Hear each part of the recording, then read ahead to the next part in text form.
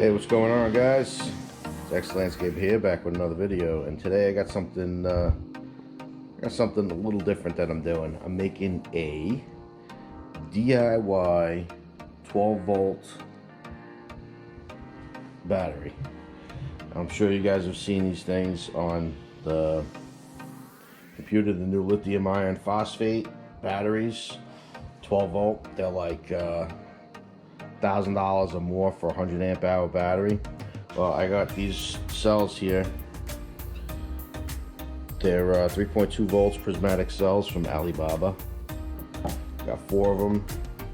Hook them up in series, and they become 14.6 volts, which is 12-volt system. So you got your EMS here, a couple cables, multimeter.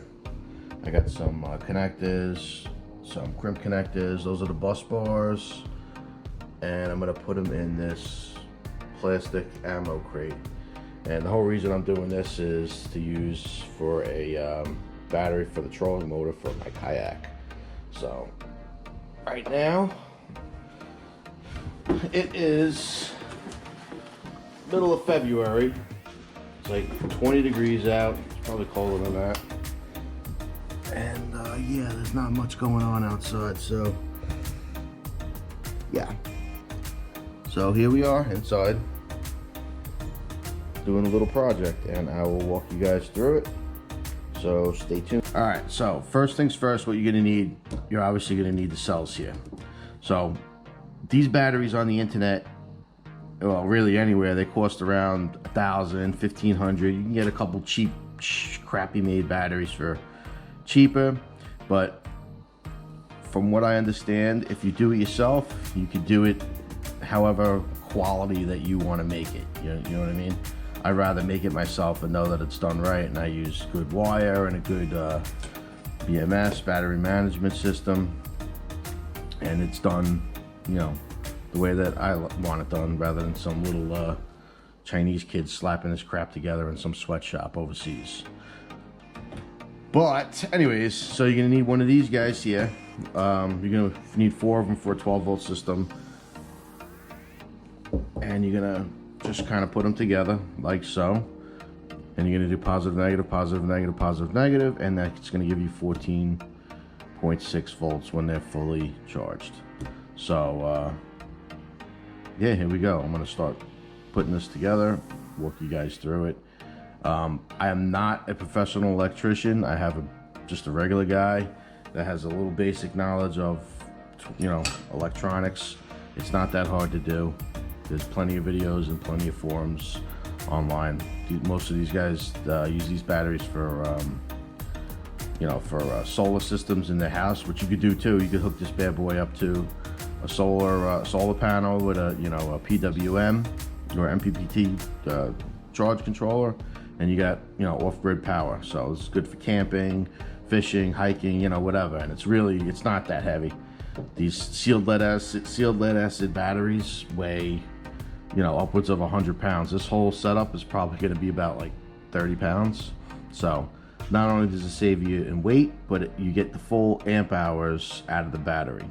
So I'm not going to go too much into the chemistry and, you know, blah blah blah about it, but you guys can do your own research if you decide you want to make a lithium iron phosphate battery. I'm just going to show you how to put one together. So here we go. All right, so how I'm going to put this together is I got my 4 cells here. You got your positive, negative, positive, negative, positive, negative, positive, negative. I'm just going to lay these flat and kind of stick them together with this 3M VHB tape. It's like really sticky, nice, good stuff. So I'll cut out 4 little squares. I'm gonna put 1, 2, 3, 4, and just kind of sandwich them all together. This way there's a little bit of an air gap in between if the batteries need to, you know, if the cells need to get a little airflow. So I'm gonna go ahead and do that and be right back. All right, there you go. I got my 1, 2, 3, 4 squares cut out. I'm just gonna take the tape off the back and just kind of squish them together. I don't know, you can see there's a nice little gap there, but it's going to be held together pretty strong, and that should be good to go. So I'm going to go ahead and do that, and just make sure you got positive, negative, positive, negative. Otherwise, you're gonna have to take it all apart again, because we want these in series, because we're gonna make 12 volts. All right, so I'll cut the rest out, stick them together, and take it from there. All right, so now that this is all squished together and they're pretty much one giant pack now, I'm gonna go ahead and put the bus bars on. It's these guys right here. We're gonna do negative to positive, negative to positive, negative to positive. And that's gonna leave us a negative here and a positive here. And these are gonna be our two output posts that are gonna connect to whatever we're drawing our power from. So I will go ahead and do this right now.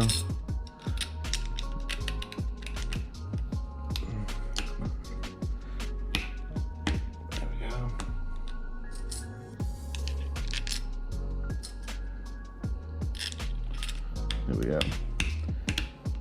Now we got ourselves a pretty much live cell. Just gonna put the nuts on, but I'm just gonna put them on loosely because we're gonna have to add connections to it for our BMS.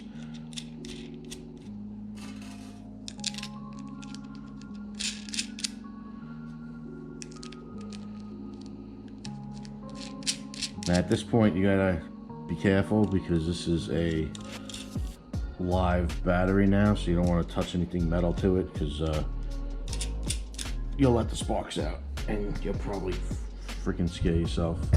You could fry something too, you damage one of the cells. All right, so what we're going to do now is we are going to go ahead and hook up our BMS. Now, if you don't know what a BMS does, basically, being that there's individual cells, what a BMS does is as you discharge the battery, it keeps each cell within a specific voltage. So it's not, the cells don't get, underbalanced or overbalanced or whatever. So it just keeps everything pretty much on the same page, the same voltage. So we will kind of position. It has a low temperature sensor cutoff. With these batteries, you're not supposed to really charge them when it's cold. If you can, it will damage the cells. I don't know if this thing works or not. Some videos say that the Dali BMSs, they work, some don't. I don't know. We're gonna test it and find out. It's got a little quality control sticker there, so who knows if that thing is accurate or not. This thing came straight from China, so we'll see about that. All right, so I'll get this thing kind of positioned on how we're gonna figure out how we want this in the box. I think I'm gonna put it something like this, and then just put the leads coming out. Something, I don't know. We'll figure it out. All right, let me, I guess, put this in the box and figure out exactly the best way to mount this thing, because we got limited space in there. All right, so what I'm doing here is just going to attach these ring connectors to the terminal ends, to the ends of the balance leads on the BMS. But what I have to do first is just strip the wire. It's a little short, so I'm just going to go ahead and this a little strip here. Do each one's, that much, not too much.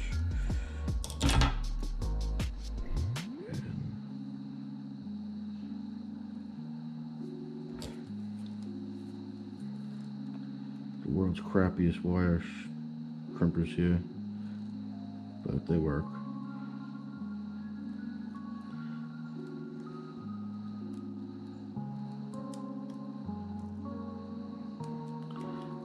All right, just do that to all of them, and then we'll heat shrink them. All right, so now that all our ring connectors are on, I had to lengthen these two wires here a little bit. I just did that off camera, but now that our ring connectors are on, just got our little torch lighter here and shrink it down a little bit so we get a nice connection, and then we'll go ahead and start hooking this bad boy up. I'll continue the rest of them and then we'll hook it up.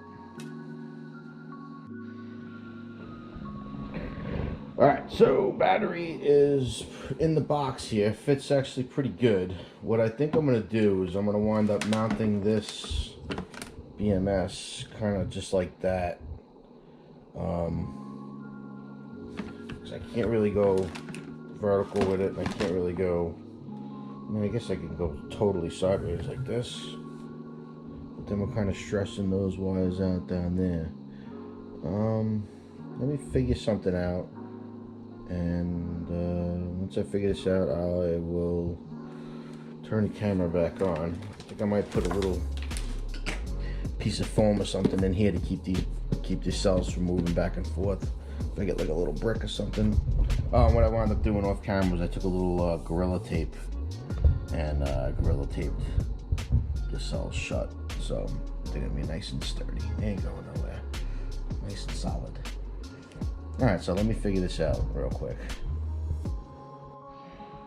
Alright, so I think the best way I'm going to have to do this is kind of go in, leave it on an angle like that.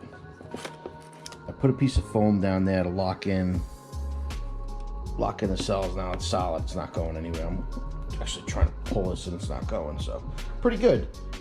Alright, all I have to do really now is, how I did this was, what you're going to do is, here, this is your balance leads that come from the BMS. You're gonna do the first wire. It goes by wires here. You can count black. Then you got 1, 2, 3, 4 cells. So the black is gonna be your first cell, ground. Then the first wire after that, positive. That's gonna be your first cell. Second wire, second cell, positive. Third wire, third cell, positive. Fourth wire, fourth cell, positive. Now this battery should be good to go as soon as I plug this in. The only thing I have to really do now is figure out a way to mount that, which I think I'm going to do the double-sided tape, and then just cut these. I got some 6-gauge silicone power wire. I'm just going to measure this out, make my connections. Then I got these whatchamacallits, lugs. I'm gonna drill straight through up top here, and we're gonna have ourselves a nice little battery. So let me go ahead and measure these out, make my connections, make my crimps, and then we'll be on our way. Alright, so now I got my leads all done up. I got my negative and my positive. We're gonna go ahead and attach this BMS here. There we go. So there's two connections to your BMS. There's the B negative, which goes to the negative post on the first cell, and then your P negative that goes to your output to your battery. So all we need to do supposedly is connect our balance lead, which is right here. Sorry, you guys are off camera. Connect it into the BMS, and now we should have a live battery. Alright, so all I did was just connect basically these balance leads into here, and now we should have a live battery. We are going to test it with our multimeter. Give me one sec. Alright, so what we got to do is, let's just test it real quick. Here's the meter. I don't know if you guys are going to be able to see it or not. Okay, there you go. This lead now is coming off the battery management system. The BMS is a negative. We're going to touch that to our positive, and we got 14.8 volts, which is a overly charged pack, but that should be good to go. So that means everything works. Fantastic. All right, cool. All right, so what I'm going to do is attach these leads, attach the leads, tighten up the whatchamacallits here, terminals Drill our holes up top for these guys, and we should be good to go.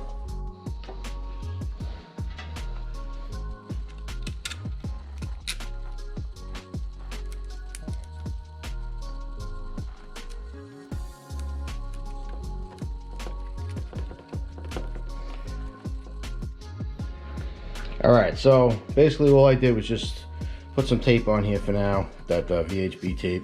Mounted that to one of the cells. It's not really ideal, but I guess for now, just to get this thing going, should be alright. I got my negative cable coming out this side, and what I'm going to do now is just mark a spot here and here. I'm going to put the negative terminal here, positive terminal here, and drill those spots out and put these guys on. And alright, holes drilled, terminals in.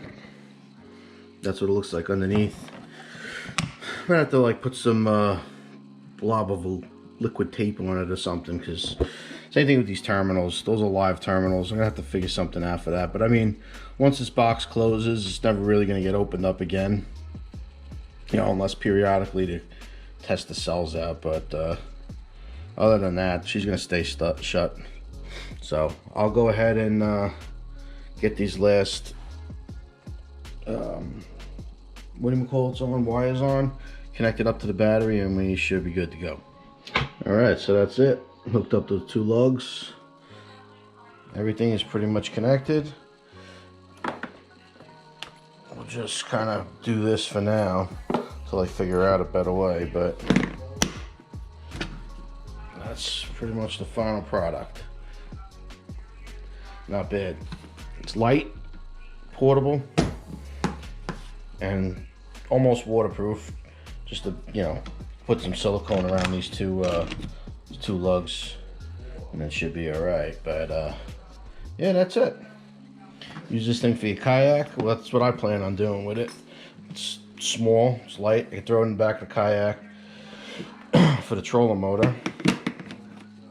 And yeah, not bad. Saved about $600 by doing it myself. Like I said, it's a little crude. You know, could clean it up eventually. Maybe, you know,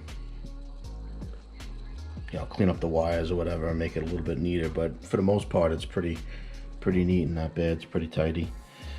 The little foam in there. Thing's not going anywhere. So I'm gonna go ahead and test this out. But yeah, I guess that's it. I mean, if you guys got any questions about it, feel free. Shoot me an email, shoot me a message, and don't forget to like and subscribe. And I'll see you guys on the next video. Later.